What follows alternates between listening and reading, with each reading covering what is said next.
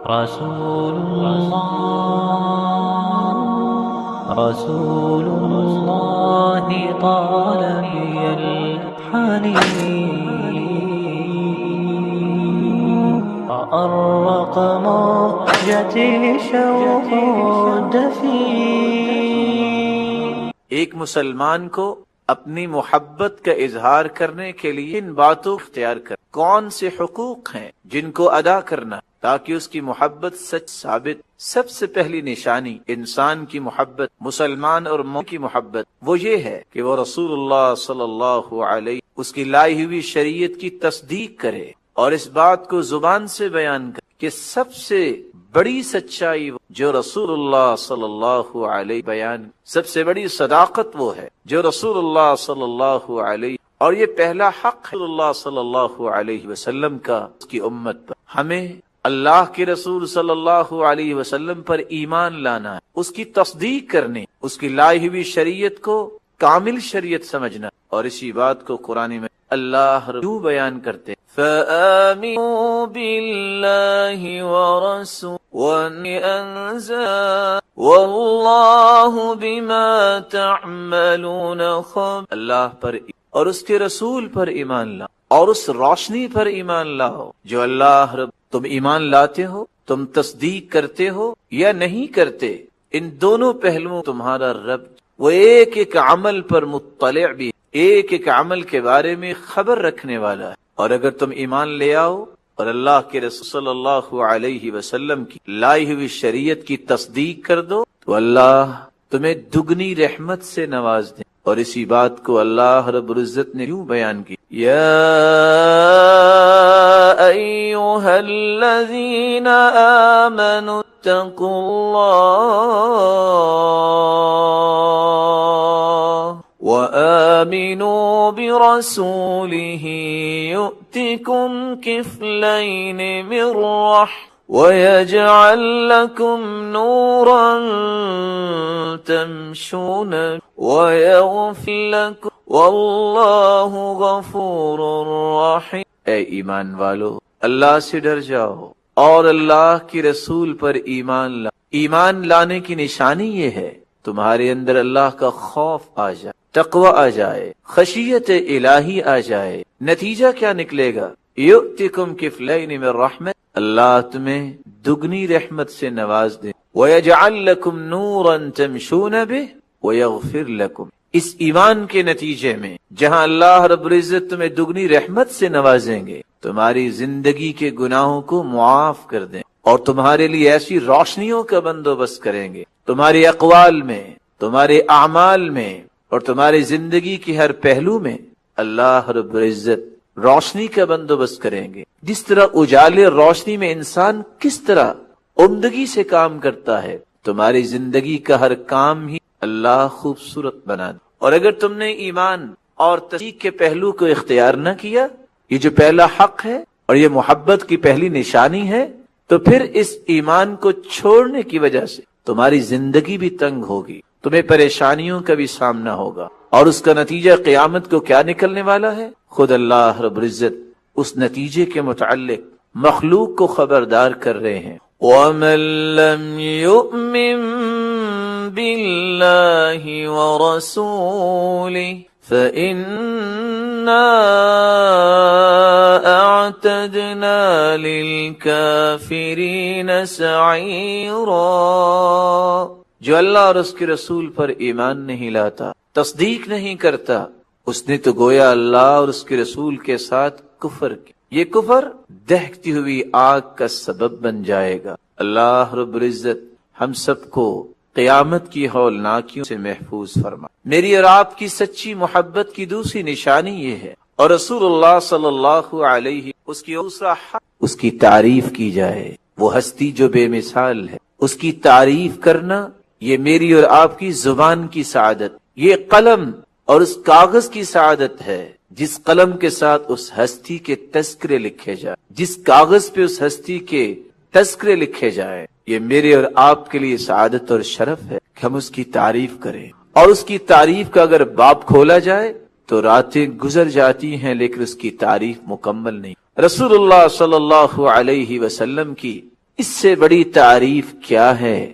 رسول اللہ صلی اللہ علیہ وسلم کو افضل الرسل، افضل البشر، خاتم النبیین اللہ رب العزت نے بنا کے بھیجا۔ قیامت کے دن پوری کائنات بشمول انبیاء، رسول اللہ صلی اللہ علیہ وسلم فرماتے ہیں کنت امام النبیین وخطیبہم ولا فخر، میں صرف دنیا میں ہی پوری کائنات سے اعلیٰ نہیں، مجھے اللہ نے قیامت کے دن بھی پوری کائنات کا امام بنایا، خطیب بنایا ہے۔ میں ہی اللہ رب العزت سے گزارش کروں گا، تبھی جا کے دنیا کی ہولناکیوں کو اللہ رب العزت یوں ختم کریں گے کہ لوگوں کا حساب و کتاب شروع ہوگا۔ میری اور آپ کی تیسری علامت یہ ہے، اور رسول اللہ صلی اللہ علیہ وسلم کا ہم پر تیسرا حق یہ ہے کہ اس کا احترام کیا جائے، اس ہستی کی توقیر کی جائے، اس ہستی کی عزت کی جائے۔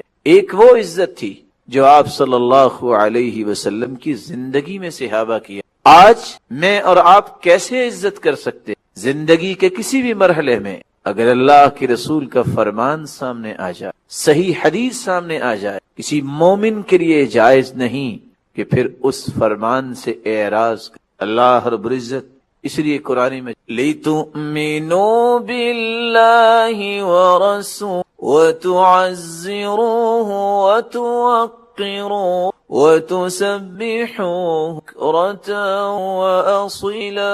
تم اللہ پر ایمان لا اور اس کے رسول پر ایمان لا، اس کی عزت اور توقیر کرو، اللہ کی حمد اور تعریف بیان۔ اور عزت یہ ہے بھی کوئی مسئلہ پیش آ جائے، میری جتنی بھی رائے میں قوت ہو، میرے جتنے بھی تجربات عمدہ ہوں، میں کسی بڑے سے بڑے انسان کی بات کو بھی کوٹ کر رہا ہوں، جب اللہ کے رسول کا فرمان آ جائے تو میں زندگی کے تمام پہلوؤں کو خیر آباد کہ بس اس سے آگے میں نہیں جا، یہ میری انتہا ہے۔ اللہ کے رسول صلی اللہ علیہ وسلم کی بات پر میں اپنی بات کو بلند نہیں، اور اسی بات کو اللہ رب العزت نے کچھ یوں سمجھایا، یا ایھا الذین آمنوا لا تقدموا بین یدی اللہ ورسولہ واتقوا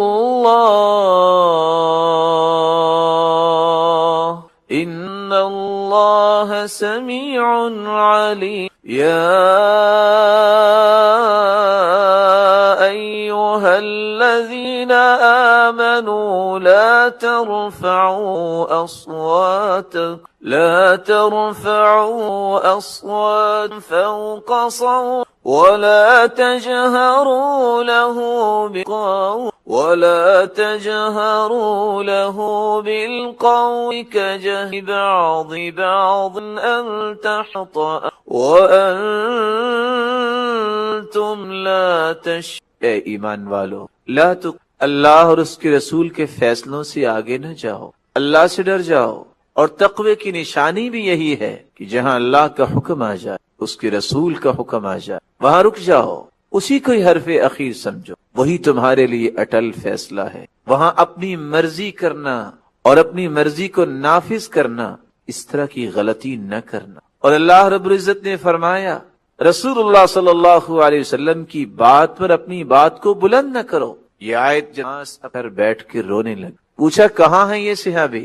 جواب ملا یہ گھر بیٹھے رو رہے ہیں۔ رونے کی کیا بات ہے؟ وہ رو اس لیے رہے تھے کہ اللہ نے ان کو آواز اونچی دی تھی، جب بھی بولتے تو وہ اونچا بولا کرتے تھے، تو ان کو یہ خطرہ لاحق ہوا کہ میری بات تو رسول اللہ صلی اللہ علیہ وسلم بلند ہو گئی تو قیامت کے دن تو ہوگا ہی ہوگا، ابھی قرآن اتر چکا ہوگا، میں تو منافق ہو گیا ہوں۔ آپ صلی اللہ علیہ وسلم اپنے صحابی کو بلایا اور فرمایا تمہیں یہ خوف لاحق ہو گیا کہ تم جہنم میں جاؤ گے، انک لست من اہل النار، میرے صحابی تم جہنمی نہیں، تم تو جنت۔ اس بات سے مراد یہ ہے جب میرا فیصلہ آ جائے اس کے آگے کوئی اور بحث کرنے کی ضرورت نہیں۔ اور آج کسی مسئلے میں جہاں صحیح حدیث آ جائے وہاں ڈیبیٹ کی ضرورت نہیں۔ آج چینلز پہ بیٹھے اینکرز یہ کہتے نظر آتے ہیں، اور آپ کو اس بات کا عہد کرنا چاہیے، وہ شخص جو صحیح حدیث کو قابل ڈیبیٹ سمجھتا ہے،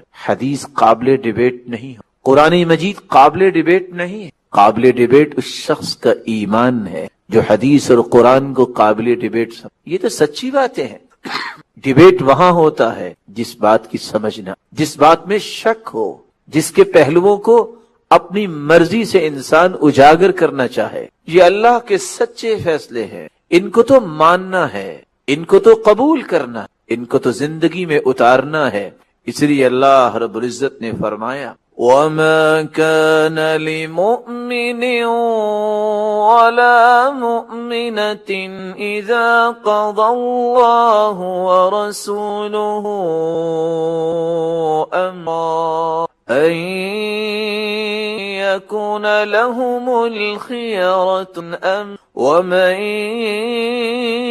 يَعْصِ اللَّهَ وَرَسُولَهُ فَقَدْ ضَلَّ ضَلَالًا۔ کسی مومن مرد کے لیے جائز نہیں، کسی مومن عورت کے لیے جائز نہیں۔ جب اللہ کا فیصلہ قرآن کی شکل میں آ جائے، اس کے رسول کا فیصلہ حدیث کی شکل میں آ جائے، پھر وہ اپنی مرضی کرے۔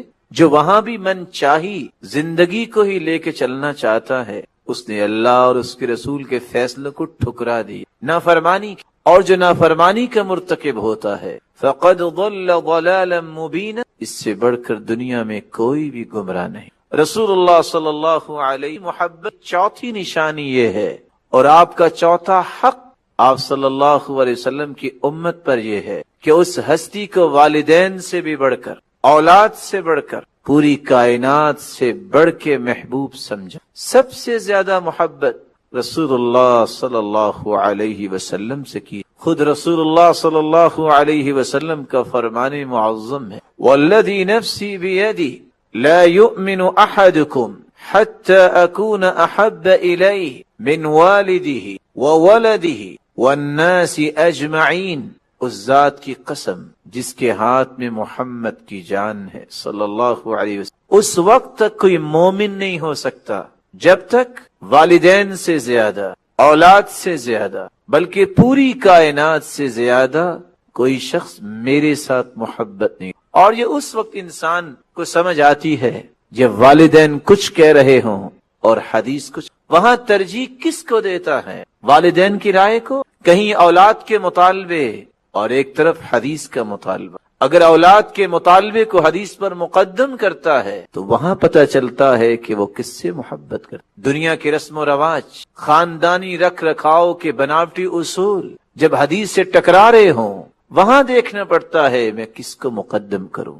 ایک منہجی مسلمان، ایک سچا محب وہ ہوتا ہے جہاں اللہ کے رسول صلی اللہ علیہ وسلم کی بات آ جائے، وہاں نہ والدین کی بات کی پرواہ کرتا، نہ اولاد کی باتوں کی پرواہ کرتا، نہ دنیا کی باتوں کی پرواہ کرتی۔ بھی عظیم ہست جس کو اللہ تعالیٰ نے نعمت بنایا ہے۔ جب سعد رضی اللہ تعالی عنہ کی ماں نے ہی کہا تھا بیٹا محمد کا لایا ہوا دین چھوڑ دو، وگرنہ میں کھانا چھوڑ دوں اور اسی حالت میں مر جاؤں گی، تم گزرو گے لوگوں کے سامنے سے، فَيُعَيِّرُونَ تجھے عار دلائیں گے اور کہیں گے یا قاتل اے اپنی ماں کی قاتل کہاں جا رہے ہو؟ کہا میری ماں تجھ سے بڑھ کے تو میں کسی کا احترام کیسے کر سکتا، لیکن میں دین نہیں چھوڑ سکتا۔ ایسا ہی ہوا، بیٹے نے جب دیکھا کہ معاملہ اس طرح تو حل نہیں ہوگا، فقام سعد لم يقم سعد بل قام جبل، سعد نہیں اٹھے، ایک پہاڑ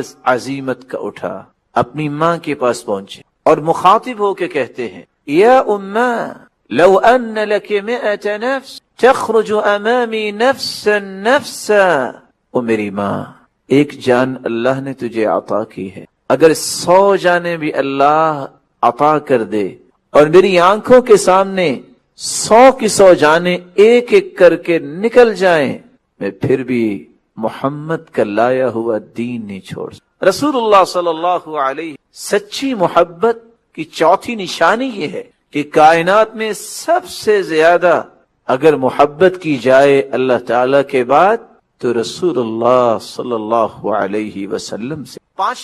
پانچواں حق رسول اللہ صلی اللہ علیہ وسلم کا یہ ہے کہ اس کی اطاعت کی جائے، اس کی نافرمانی سے اپنے آپ کو بچایا جائے۔ اس لیے اللہ رب العزت نے قرآن مجید میں اس بات کا حکم دی یا ایھا الذین آمنوا اطیعوا اللہ ورسولہ ولا تولوا عنہ وانتم تسمعون ولا تكونوا كالذين قالوا سمعنا وهم لا يسمعون۔ ایمان والو، اللہ اور اس کے رسول کی اطاعت کرو اور رسول اللہ صلی اللہ علیہ وسلم کی بات سے اعراض نہ۔ سننے کے بعد، سمجھنے کے بعد، پتہ چل جانے کے بعد اگر تم اس کی اطاعت نہیں کرو گے تو قرآن مجید نے واضح الفاظ میں کہہ دیا وَلَا تُبْطِلُوا أَعْمَالَكُمْ،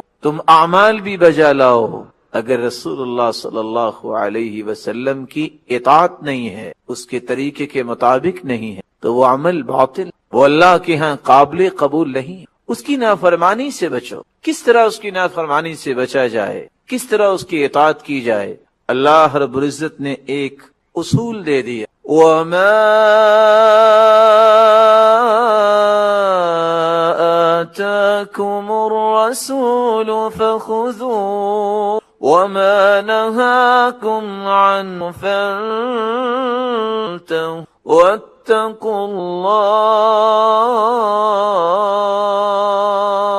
إِنَّ اللَّهَ شَدِيدُ الْعِقَابِ۔ جس بات کا حکم دے دے رسول اللہ صلی اللہ علیہ وسلم، اس بات کو بجا لاؤ۔ جس بات سے روک دیں، اس سے رک جاؤ۔ اللہ سے بھی ڈر جاؤ، اور تمہارے تقوی کی علامت یہ ہوگی کہ تم اللہ کے رسول کی نافرمانی نہیں کرو، تم اس کی اطاعت پہ اپنے آپ کو لگاؤ۔ اور یاد رکھنا، اگر تم نے اس کی نافرمانی کی اور اگر تم نے اس کی اطاعت نہ کی، واللہ شدید العقاب، اللہ کے ہاں بڑے سخت عذاب ہے۔ اللہ رب العزت ہمیں محفوظ فرما۔ اس لیے رسول اللہ صلی اللہ علیہ وسلم، صحیح بخاری کی روایت ہے، کل امتی يدخلون الجنہ الا من ابا، میرے صحابہ میری ساری امت جنت میں جائے گی سوائے اس کے جو جنت جانے سے انکار کر دے۔ قیل ومن یأبى یا رسول اللہ صلی اللہ علیہ وسلم، سرتاج رسول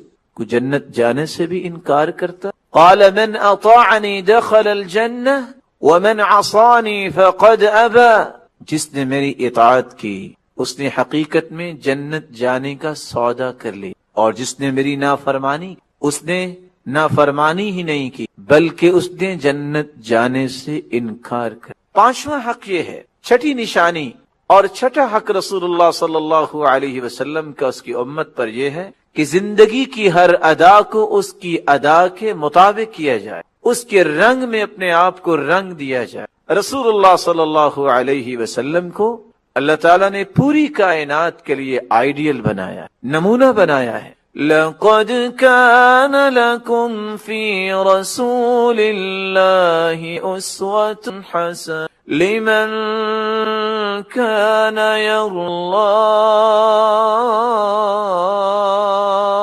وَالْيَوْمَ الْآخِرَ وَذَكَرَ اللَّهَ كَثِيرًا۔ ایک سچے محبت کرنے والے کو اللہ کی رسول کی اداؤں کو اپنی اداؤں میں شامل۔ آپ نے خوش کے موقع پہ کیا کیا؟ مجھے وہ کرنا ہے۔ كان اذا اتاه امر يسر به خر ساجدا لله، اللہ کے رسول کو خوشی ملتی آپ فوراً اللہ کے سامنے سجدہ ریز ہو۔ آپ کو خوشی میسر آتی اپنی زبان سے یہ کلمات ادا کرتے، الحمدللہ الذی بنعمتی تتم الصالحات، اللہ تیری توفیق سے ہی میں نیکی کر۔ آپ کو جب غم آتا تو وہ طریقہ اختیار کیا، جب کوئی فکر لاحق ہو، جب کوئی غم آئے، كان اذا حزبه امر صلى، رسول اللہ صلی اللہ علیہ وسلم کو جب کوئی غم آتا تو اس غم کو کس طرح دور کرتے؟ بلکہ فوراً اللہ کے سامنے سجدہ ریز ہو جائے۔ آپ صلی اللہ علیہ وسلم کس طرح اپنے دن کو گزارتے، کس طرح رات کی گھڑیوں میں اللہ کے سامنے جھکتے، حتی تورمت قدماه، حتیٰ کہ اللہ کے رسول صلی اللہ علیہ وسلم کے پاؤں میں ورم، آپ کے پاؤں پھٹ جائے۔ آج مجھے اللہ کے رسول صلی اللہ علیہ وسلم سے اگر سچی محبت ہے تو مجھے اور آپ کو اس کی اداؤں کو اپنی اداؤں میں شامل کرنا ہو۔ ساتویں نشانی اور ساتواں حق جو رسول اللہ صلی اللہ علیہ وسلم کا ہر امتی پر ہے کہ جب اس کا نام نامی اس میں گرامی آ جائے اس پر درود پڑھا جائے.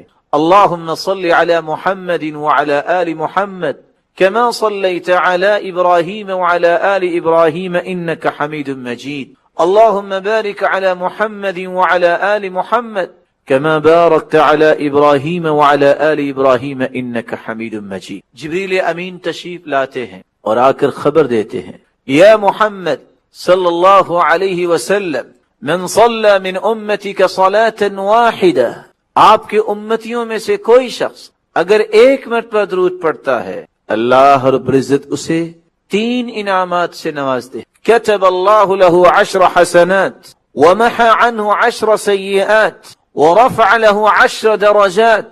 اللہ 10 نیکیاں لکھ دیتے ہیں، 10 گناہوں کو معاف فرما دیتے، 10 درجات کو بلند کر دیتے ہیں. وصلى الله عليه وملائكته 70 صلاة فليقل عبد من ذلك او ليكثر.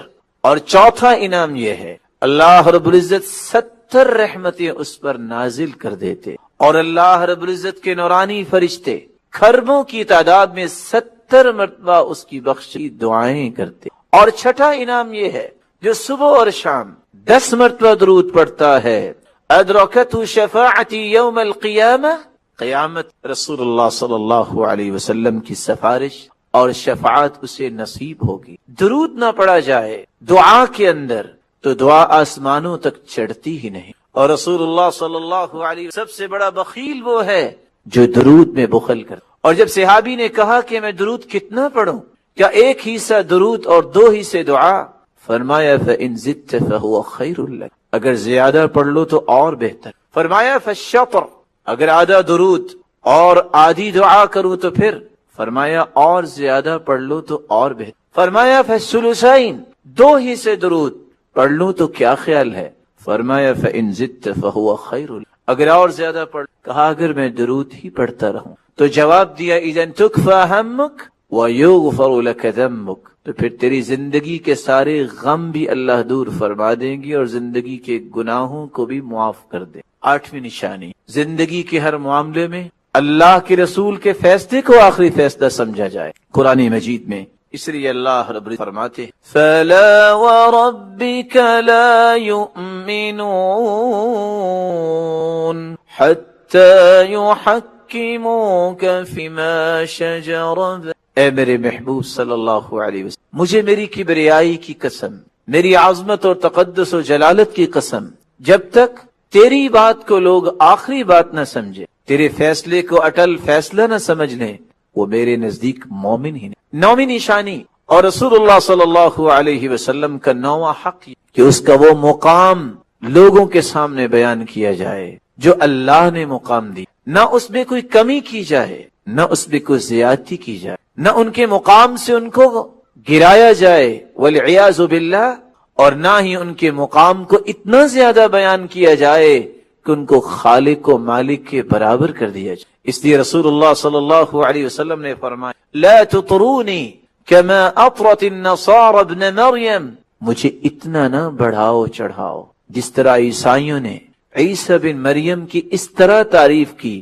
کہ یہاں تک کہ ان کو اللہ کا بیٹا بھی کہنے والوں نے کہہ دی. 10واں اور آخری محبت میری اور آپ کی سچی محبت کی نشانی یہ ہے کہ ہم اس بات کی خواہش کریں اے اللہ قیامت کے دن ہمیں اس محبوب کی رفاقت نصیب فرما. رسول اللہ صلی اللہ علیہ وسلم کے پاس صحابی ربیعہ بن کعب رضی اللہ تعالی عنہ وضو کروانے کے لیے پانی لے کر آئے.